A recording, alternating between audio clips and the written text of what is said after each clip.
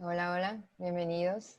Yo soy la doctora Lucecita Ángeles, soy especialista en cirugía bucal e implantes. Me formé en la Universidad UNIBE y Pucamaima. En el día de hoy tenemos un caso de endodoncia y cirugía, en el cual vamos a ver cómo se complementan ambas especialidades para lograr el mejor de los resultados para nuestros pacientes. Nos acompañará también la doctora Anneli Noa. Hola, Anneli, ¿cómo estás? Todo bien, gracias a Dios, Cecilia. Yo soy la doctora Anneli Noa, egresada también de Pucamaima. Posteriormente hice mi posgrado en la USAL, Universidad de El Salvador, en Argentina, en endodoncia. Vamos a iniciar. En el día de hoy vamos a presentar un caso que trabajamos la doctora Lucecita y yo en conjunto de endodoncia y cirugía apical. Nuestro tema, una alianza estratégica. Iniciando con el caso, teníamos una paciente femenina de 24 años de edad. Su motivo de la consulta fue porque tenía una bolita en la encía por mucho tiempo que desaparecía y volvía a salir. Y alguien le había dicho que necesitaba un tratamiento de canal.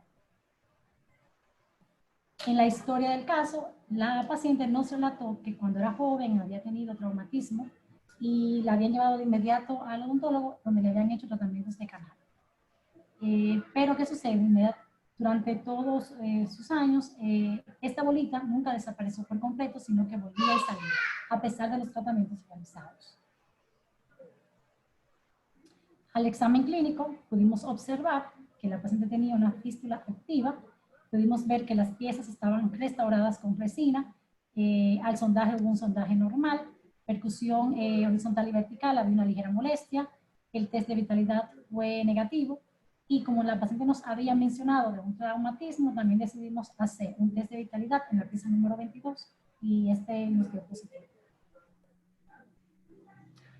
Al examen radiológico de la pieza, notamos que pudimos ver los tratamientos de canal que estaban de manera eficiente.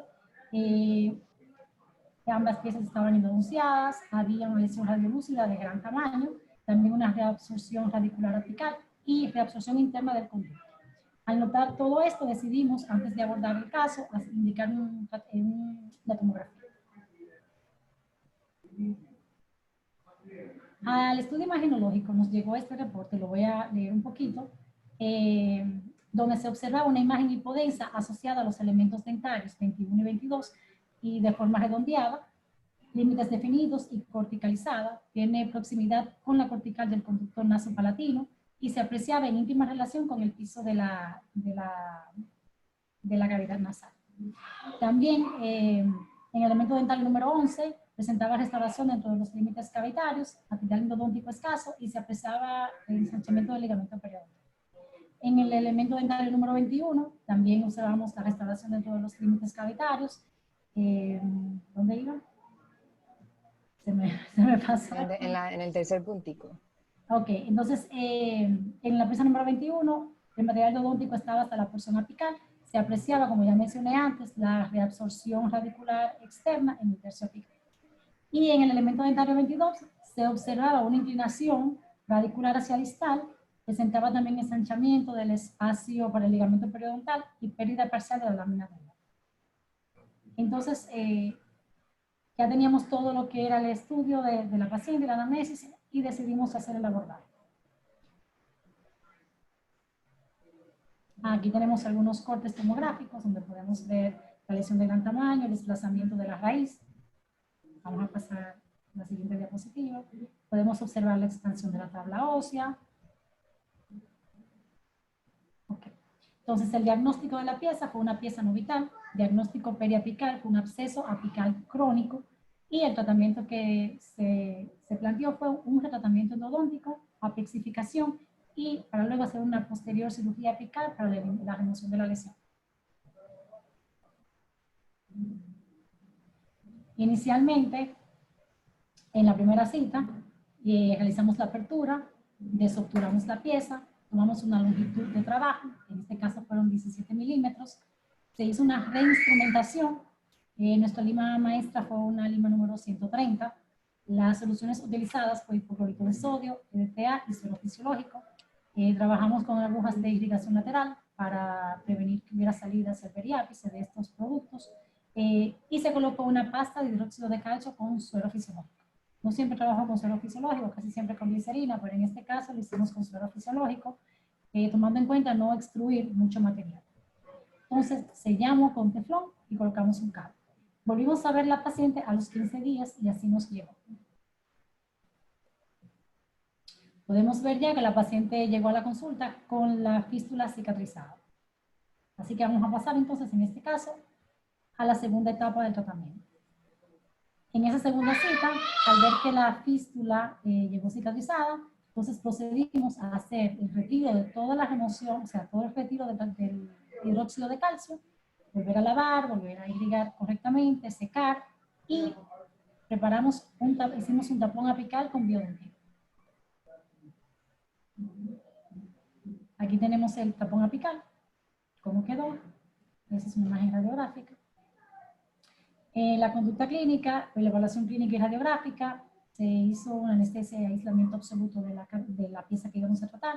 Como ya mencioné, apertura y limpieza de la cámara pulpar, medicación intraconducto con dióxido de calcio, en este caso mezclado con suero fisiológico, radiografía control para verificar el llenado correcto de todo el conducto, una restauración provisoria y control para verificar el sellado de esta medicación y luego la obturación definitiva. Bien, entonces ya el caso se me es referido y es comentado conmigo, ya cuando toda esta parte, como quien dice, súper afectada, está bajo control.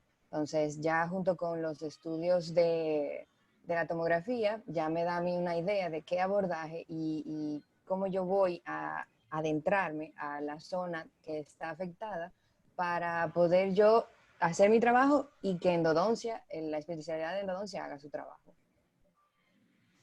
Esta es la paciente justo antes de la cirugía. Adelante.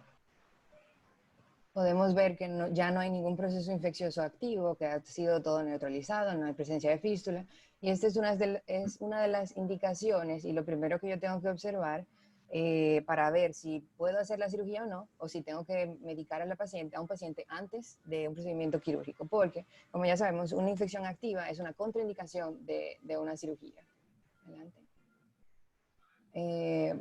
Quirúrgicamente hablando, tengo que darme cuenta de cuál es el mejor abordaje, cuáles son las piezas que yo puedo lesionar, cuáles son las piezas, las estructuras anatómicas importantes que tenemos cerca. En este caso podemos ver el piso de la cavidad nasal, tenemos la raíz del lateral que está distalizado. Eso nos da una idea de que estamos ante una lesión quística en vez de una lesión tumoral porque está desplazando lo que es la raíz y eso es lo que normalmente hace una lesión quística. Además de que todo lo que tiene que ver con las imágenes radiográficas y el tratamiento endodóntico apunta para eso. Entonces, de manera general, una cirugía periapical consiste en lo siguiente.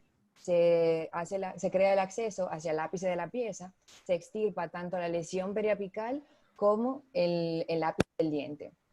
Viene lo que es la especialista en endodoncia, obtura lo que es el conducto, se busca la luz y se obtura. Y por último, como el defecto óseo es un defecto de una pared, no abarca 3, 4 paredes, el hueso se regenera por sí mismo. Hay otros especialistas que prefieren y han utilizado la colocación de hueso en una misma cita, pero a la larga no se ha descubierto que hay un margen de diferencia tan importante cuando se coloca hueso o no se coloca hueso. Adelante. Entonces, se le hacen se le hace la indicación de análisis de sangre para confirmar que la defensa, las plaquetas, todo lo que es el proceso de cicatrización está adecuado para recibir un procedimiento quirúrgico y que no vaya a haber ninguna complicación en cuanto a la cicatrización o al hecho de que el cuerpo pueda defenderse ante la agresión de la cirugía. Adelante. Entonces, básicamente, de manera global, nos enfocamos en antisepsia extraoral e intraoral, colocar anestesia a la paciente, levantar el colgajo, remoción de hueso, extirpación de la lesión, hacer la parte de apicectomía, remodelar la raíz, ya sellado del conducto con biodentín y reposición del colgajo con sutura nylon 6.0. Adelante. Entonces, yo tengo déjalo ahí, no lo pare, no lo adelante. Yo tengo este diseño de colgajo, que normalmente un colgajo semilunar es lo que en un inicio y de manera ideal se hace cuando cuando se va a realizar una lesión, una remoción de una lesión periapical. Pero ¿qué pasa? Si colocamos la radiografía, adelántalo por favor. Si evaluamos la radiografía, podemos ver que la lesión abarca muchísimo más de lo que este diseño de colgajo nos puede ayudar a ver. Entonces, adelántalo por favor. Si vemos la raíz, sigue, y más o menos nos imaginamos dónde anda la lesión, no nos abarca. El otro diseño de colgajo que tenemos disponible es triangular. Sigue. Entonces, aún así, haciendo este diseño de colgajo, no abarcamos lo suficiente como para poder estar seguros de que al momento de yo levantar el colgajo voy a poder tener un acceso y una visibilidad a todo lo que va a ser la lesión y que cuando yo reponga ese colgajo no me va a quedar sobre hueso afectado por la lesión. Entonces, adelántalo. Por eso decidimos hacer un diseño de colgajo triangular con la descarga hacia distal para no lastimar lo que es la estética de la sonrisa de la paciente y vamos a estar seguros de que ese colgajo, una vez que se reponga, va a estar descansando sobre hueso sano. Adelante. Entonces, en un inicio, este es el levantamiento del colgajo. Justo en el centro se puede ver ese tejido como granulomatoso, como baboso, por así decirlo, muy cruelmente. Y ya inmediatamente tenemos acceso a lo que es la lesión. Pero no podemos llevarnos de que, ok, es la lesión, sino que tenemos que remover, adelante, tenemos que remover absolutamente todo lo que encontremos que esté afectado. ¿Por qué? Porque eso nos va a permitir remover en su totalidad lo que es la lesión. Adelante. Hacemos la ostectomía, donde una vez que la hacemos nos podemos dar cuenta que incluso, y gracias a la terapia endodóntica, nos damos cuenta de que esa lesión se ha ido reduciendo, lo cual nos beneficia muchísimo porque el grado de agresión al paciente va a ser muchísimo menor. Y esa lesión encapsulada y reducida significa que el tratamiento endodóntico sí ha funcionado y sí ha tenido su beneficio. Entonces, al momento de remover la lesión, obviamente tratamos de removerla con una cucharilla, una cureta alveolar sumamente filosa. ¿Por qué? Porque eso nos va a permitir arrastrar todo lo que quede de la lesión y nos va a dar a nosotros una seguridad de que no vamos a tener una recidiva. Obviamente, ese tejido removido, esa lesión removida, se pasa a un análisis, un examen histopatológico para confirmar que estamos ante la presencia de una lesión periapical, o sea, una lesión quística, y que no vamos a tener ningún comportamiento extraño de la lesión y una buena cicatrización. Adelante. Ya entonces pasamos de nuevo con endodoncia a la colocación y a la colocación del material de obturación. Realmente, en este caso, decidí nueva vez comience a abordar la parte del tapón apical porque no quedé conforme como quedó inicialmente vía ortógrafo. Recuerden que teníamos un ápice muy abierto. Entonces, como ya íbamos a cirugía, le dije a Lucecita, bueno, pues Lucecita, déjame aprovechar para yo terminar de sellar mucho mejor la parte apical. Entonces, en este caso, como mencioné antes, utilicé Biodentin, que es un polvo a base de biosilicato tricálcico, es una solución con solución de cloruro de calcio y excipientes. Es un material bioactivo con formación de dentina, es biocompatible, es totalmente libre de monómeros, tiene propiedades mecánicas similares a la dentina y es capaz, dicen, de reemplazar a nivel coronario como radicular. Mantiene también la vitalidad pulpar en algunos casos donde necesitemos hacer ese tipo de procedimientos, procura un excelente sellado y es de fácil manipulación. Sus indicaciones son a nivel coronario, restauración dentinaria definitiva, onlay inlay, restauración de caries coronarias profundas, restauraciones de lesiones cervicales radiculares, también exposición pulpar y pulpotomías. Y a nivel radicular, que es en el caso que estamos presentando, nos sirve también para reparar perforaciones radiculares, perforaciones del piso pulpar, reparaciones de reabsorciones internas y externas, cerapexificación, que es nuestro caso, y obturación apical en endodoncia quirúrgica. Su modo de uso, aunque es de fácil aplicación, hay que tener un sumo cuidado ya cuando se ha colocado. Primero se golpea suavemente esta cápsula, se abre la cápsula trae un pequeño son una pequeña solución. Esta solución se debe golpear, se abre la solución y se colocan 5 gotas dentro de la cápsula y luego lo colocamos en el amalgamador por 30 segundos. Sacamos la cápsula, trae una pequeña espátula y ahí entonces procedemos a colocar en una paleta de cristal esterilizado. Mírenlo acá, aquí vimos ponemos la cápsula y luego ya aquí lo ponemos acá. Entonces aproveché se secó toda esta área y se colocó nueva vez un poco de biodentín en las áreas donde entendí que inicialmente el biodentín no cubrió bien y no hubo un sellado perfecto. Bien, entonces, cabe destacar que el uso de biodentín en endodoncia tiene todas sus indicaciones, pero en cirugía es un poquitico incómodo de utilizar por el hecho de que se tiene que secar absolutamente todo. No puede haber sangre, no puede haber saliva, nada, nada, nada para lograr obtener todas esas cualidades que nosotros queremos del biodentín. Siempre, cuando hemos hecho otros casos de apicectomía, siempre, antes de empezar, le pregunto a Agneris qué material de obturación vamos a utilizar. Puede ser MTA o biodentín, que es el que normalmente hemos usado. Porque yo tengo que visualizar si yo voy a poder garantizarle a ella un muy buen secado de la cavidad para que ella logre colocar el material. Obviamente, si estamos trabajando en una zona más posterior, en una zona inferior, donde la acumulación de saliva, la posición del paciente es mucho más incómoda para yo lograr darle ese buen secado a Agneris. MTA sería mejor opción. Exacto, preferimos utilizar MTA, pero en este caso, como es en una zona anterior, y se puede garantizar mejor lo que es el secado del área para trabajar, entonces no hay ningún problema ok, pues bien, pues usemos biodentín.